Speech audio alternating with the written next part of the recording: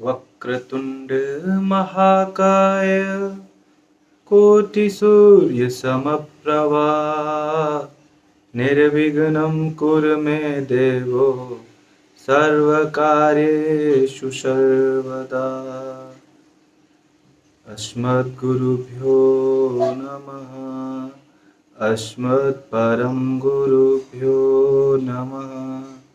अस्मत्सर्वगुरुभ्यो नमः। श्री राधा कृष्णाभ्यां श्री रामानुजाय नमः। जय जय श्री राधारमण जय जय नवल किशोर जय गोपी चित चोर प्रभु जय जय माखन चोर। श्री राधा मेरी स्वामिनी मैं राधे को दास जन्म जन्म मोहि दीजिए श्री वृंदावन को वास। सब द्वारन को छोड़ के आया हूँ तेरे द्वार। श्री वृषभान की लाडली मेरी ओर निहार। आइए हनुमंत विराजिए कथा कहो मति अनुसार। तुम सेवक रघुनाथ के पधारिए पवन कुमार। आइए आज हम लोग नवम स्कंद के कथा को श्रवण करेंगे। राजा परीक्षित पूछे छथिन सुखदेव जी से जे भगवान हमरा अहाँ अखन का कल्प के जे मनु छथिन वैवस्वत हुनकर वंश के वर्णन सुनाओ। तो परीक्षित जी के सुखदेव जी कहे छथिन जे परीक्षित सूर्यता मानवो वंश प्राचुर्येण परन्तप न शक्यते विस्तरतो वक्तुम वर्ष शतैरपि। मतलब परीक्षित अगर सैकड़ों वर्ष के वर्णन करते रहे एखुनका मनु के वंश के तो पूरा केनाय असंभव है। वो पूर्ण रूप से नहीं कह सकैया एखन पूरा वंश के वर्णन। तै दुआरे संक्षिप्त में हम अहाँ के सुनावे छी।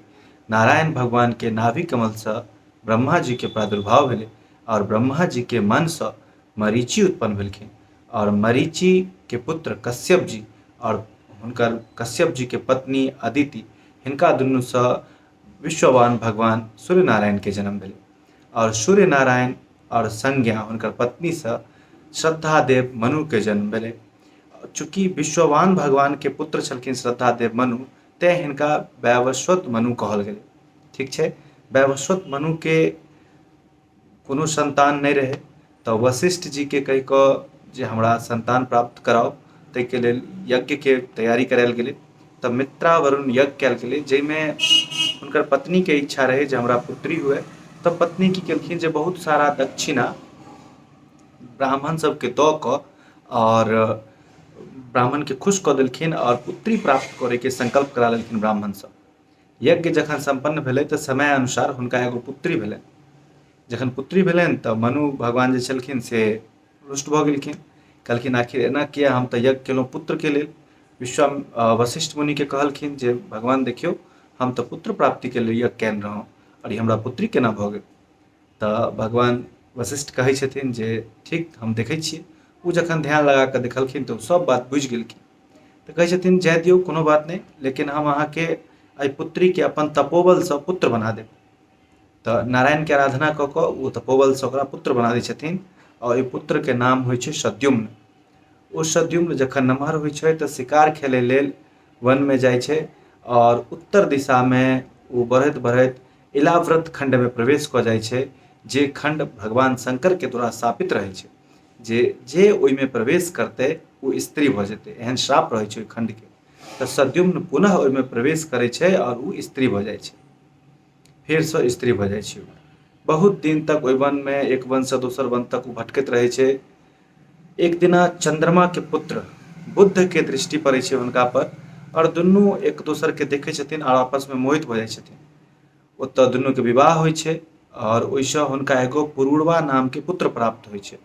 एक दिन सद्युम्न अकेलेमे बैठल छलथि, बहुत सोचमे कि हम मतलब कतऽ फँसि गेलहुँ, केहन चलि एलहुँ। तऽ वशिष्ठ जी के याद केलखिन। वशिष्ठ जी ध्यान लगा कऽ देखलखिन। वशिष्ठ जी भगवान शंकरसँ प्रार्थना केलखिन जे भगवान अहाँ एकरा मुक्त कऽ दियौ। भगवान शंकर हुनकर आराधनासँ प्रार्थनासँ प्रसन्न भऽ कऽ कहलखिन जे एकरा हम मुक्त कऽ दै छियै, लेकिन ई 1 महीना पुरुष रहतै, 1 महीना स्त्री रहतै। एहि तरहसँ ओ अपन वापस आयल राज्यके सद्युम्न। जखन राज्यमे अयलै तऽ सद्युम्नके प्रजा पसन्द नहि केलकै, ओकर इज्जत नहि केलकै, ओकरा देखो नहि चाहलकै। तऽ ओ अपन वनके चलि गेलथि। आब एतऽ वैवस्वत भगवानके कोनो संतान नहि रहि गेलनि, तऽ ओ नारायणके आराधना केलखिन, जाहिसँ हुनका 10 गो पुत्र प्राप्त भेलनि। 10 पुत्रमे नाम एना छै: इक्ष्वाकु, नग, सरियाती, धृष्ट, दृष्ट, करुष, नारिश्यंत, प्रसर्द, नभग और कवि। एहि तरहके 10 गो पुत्र हुनका होइ छै। राजकुमार प्रसर्द जे छलखिन ओ वशिष्ठ मुनिके ओतऽ हुनकर गाय सबके देखरेख करै लेल रहि गेलखिन, देखरेख करै छलखिन हँ। एक दिना की होइ छै कि अंधकारमे रातिमे एगो शेर आक्रमण कऽ दै छै गाय पर।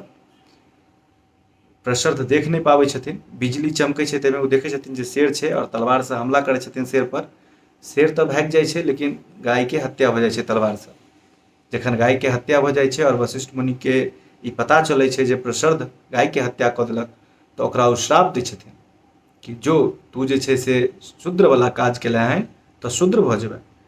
ओ मुनिके चरणमे, गुरुदेवके चरणमे प्रणाम करै छथिन और वनके चलि जाइ छथि और ओतऽ भगवानके चिंतन करैत, मनन करैत, भजन करैत भगवानके प्राप्त करैत छथि। अब हिनकर एगो पुत्र रहनि भगवान सूर्यके वैवस्वत मनु। मनु जे छलखिन हुनकर एगो पुत्र छलनि नभग। अब हमसब हुनकर कथा सुनबै। तऽ नभगके एगो पुत्र भेलनि नभाग। जखन नभाग गेलखिन अपन विद्या अध्ययन करै लेल, तऽ ओतऽ जे छै से जखन विद्या अध्ययन करै लेल गेलै तऽ हिनकर भाय जे छलनि से आपसमे सब सम्पत्ति बाँटि लेलकनि। जखन ई वापस एलखिन घर तऽ अपन सम्पत्ति, अपन हिस्सा तकलथि, तऽ कहलथि जे अहाँके हिस्सामे सिर्फ पिताजी छथि और किछु नहि। तऽ ओ पिताके लऽ कऽ वनके चलि गेलथि। जखन वनमे गेलथि, ओतऽ रहलथि तऽ देखलखिन जे ऋषि मुनि सब यज्ञ करै छलै। तऽ नभग जे छलखिन, नभागके पिता, ओहो विद्वान छलखिन बहुत नम्हर। ओ देखलखिन ऋषि सब जे छै से 6ठम दिनके यज्ञमे किछु त्रुटि कऽ रहल छै। तऽ ओ अपन पुत्रके कहलखिन नाभागके जे अहाँ जाउ हिनका सबके ई 6ठम दिनमे जे छै से किछु त्रुटि कऽ रहल छथिन, 2 गो शुक्ति बता देबै हुनका। ओ ओतऽ जाकऽ हुनका 2 गो शुक्ति बतेलखिन। जखन 2 गो शुक्ति बतेलखिन तऽ जतेक भी ऋषि मुनि छलखिन सब प्रसन्न भऽ गेलखिन और यज्ञके बचल भाग हुनका ओ दऽ देलखिन, कहलखिन जे ई अहाँ लऽ जाउ। जखन ई सब धनके समेटि कऽ लऽ कऽ आबऽ लगला तऽ उत्तर दिशासँ एगो पुरुष प्रकट भऽ गेलखिन। कहलखिन जे ई तऽ हमर अधिकारके छै, अहाँ कहाँ लऽ जाइ छी। कहलखिन जे नभाग कहलखिन जे ई तऽ हमरा ऋषि मुनि देलथि यऽ। कहलखिन नहि, ई हमर अधिकार छै, जाउ अहाँ अपना पिताजीसँ पुछियौ। ओ जाइ छथिन नभगसँ पूछै छथिन तऽ नभग कहै छथिन जे हाँ, दक्ष प्रजापतिके यज्ञमे इएह निर्णय भेल रहै जे जे भी यज्ञके अवशिष्ट बचल हेतै ओ सब भगवान शंकरके हेतै। तऽ ई सब भगवान शंकरके छियै। तऽ नाभाग जाकऽ हुनका प्रणाम करै छथिन और ओ सब भाग कहै छथिन भगवान ई अहीँके, हमरा क्षमा करू।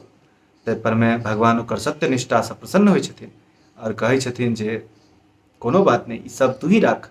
और ओकरा जे छै से ब्रह्म तत्वके उपदेश दऽ कऽ अंतर्ध्यान हो जाइ छथिन। अब हिनके पुत्र भेलखिन अम्बरीश। अम्बरीशके कथा हमसब बादमे सुनबै। तब तक भगवान सूर्यके वैवस्वत जे छथिन मनु पुत्र, हुनकर एगो और पुत्र रहथिन सरियाती। सरियातीके चरित्र देख लै छियै। सरियाती छलखिन ब्राह्मण भक्त। हुनका एगो पुत्री छलनि, हुनकर नाम छलै सुकन्या। एक दिना सुकन्याके लऽ कऽ सरियाती जे छलखिन से चवन्य ऋषिके आश्रम पर गेलखिन। ओतऽ सुकन्या देखलखिन जे एगो बाम्बी छै, चुट्टीके बहुत बड़ा मिट्टीके ढेरी बनेने बिल, और ओहिमे सँ जे छै से दिव्य रोशनी निकलि रहल छै, तेज निकलि रहल छै। तऽ सुकन्या नादानीवश एगो काँटा लऽ कऽ ओहिमे भोंकि देलखिन। आब जखन भोंकि देलखिन तऽ ओहिमे सँ रक्त बहऽ लगलै, खून बहऽ लगलै। आब तऽ सुकन्या डरि गेलथि, जे सैनिक रहै से सब थरथर काँपऽ लगलै। राजा सेहो डरि गेलखिन, कहलखिन जे जरूर हमरा सबमे सँ केओ एहन गलती केलक हन जाहिसँ चवन्य ऋषि क्रोधित भऽ गेलखिन हन, हुनकर अपराध केलहुँ हन। तऽ सुकन्या कहै छथिन, पिताजी हम जे छै से एहिमे सँ देखलियै रोशनी निकलैत, तऽ एहिमे हम काँटा भोंकि देलियै तऽ खून बहऽ लगलै। आब तऽ ई डरि गेलथि।